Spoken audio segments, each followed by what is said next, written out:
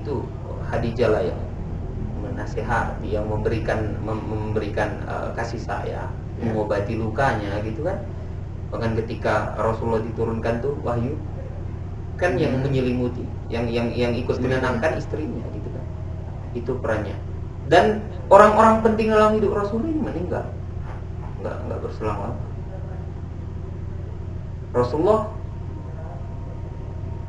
pergi ke negeri Taif, ya kan?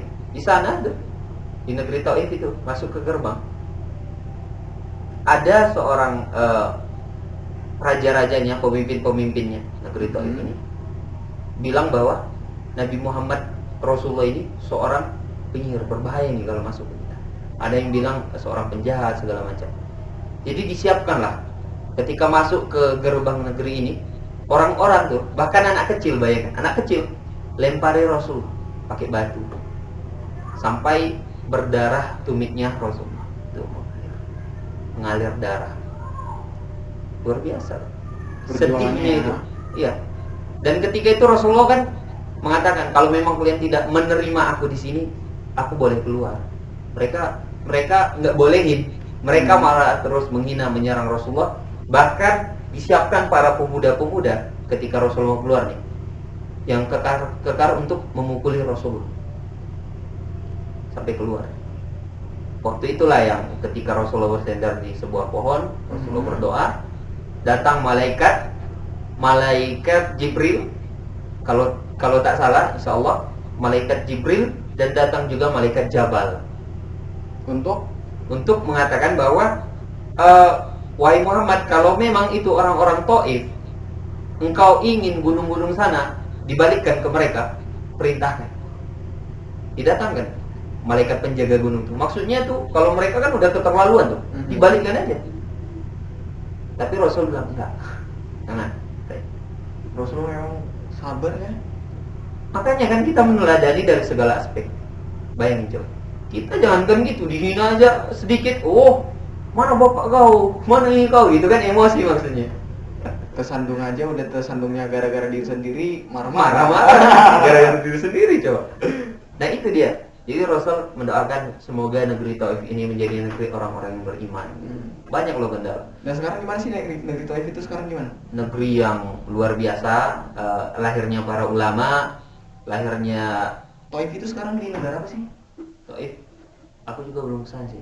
Cuma katanya di sana negeri yang hijau, yang bagus lah. Negerinya udah bagus.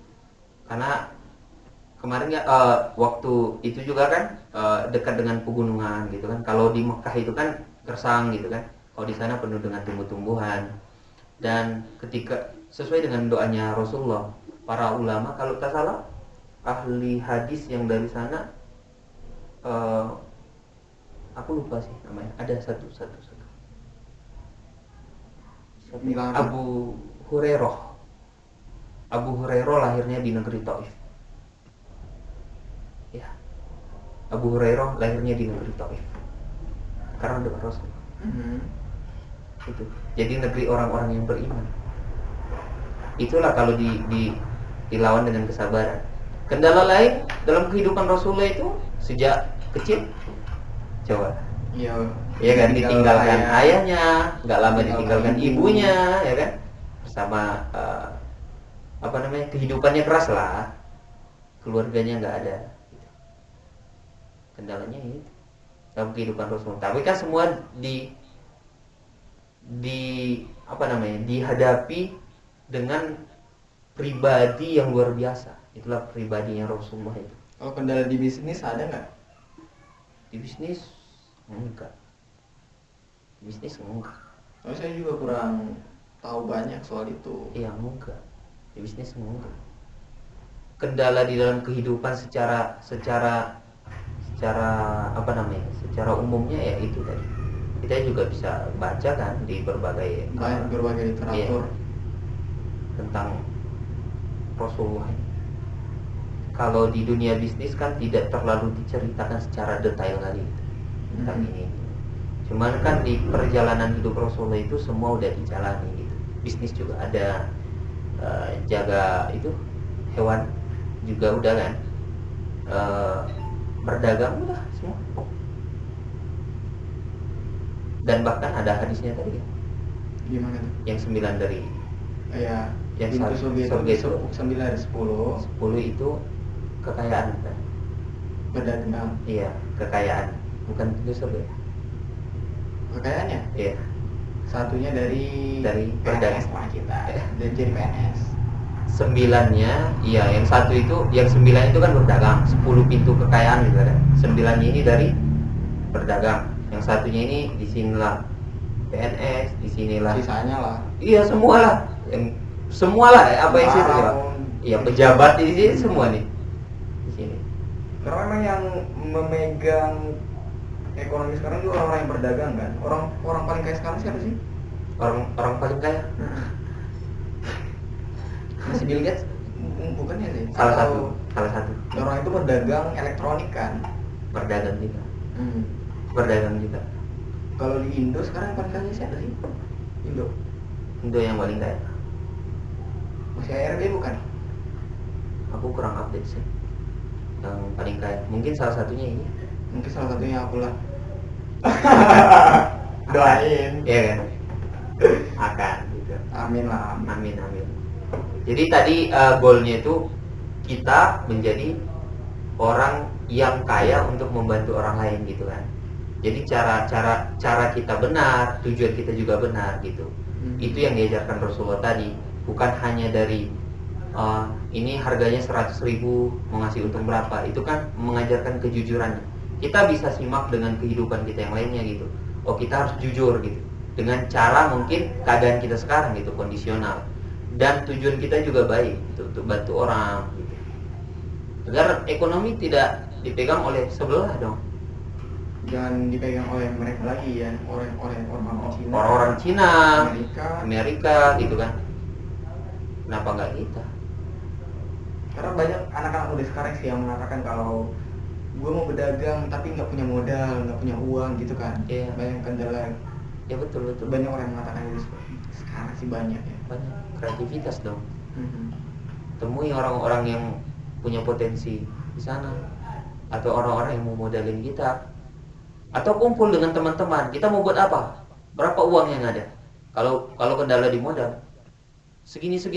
Apa yang bisa kita buka dari ini? Harusnya gitu.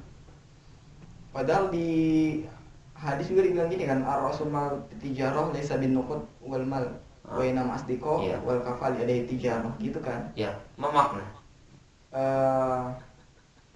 Bahan utama kalau kita Untuk, mau berdagang itu itu bukan harta, harta, kekayaan dan tapi segala macam yang dipikirkan oleh orang-orang sekarang ini. iya betul. Tapi asdiko Nah, dan teman-teman kita, kemampuan.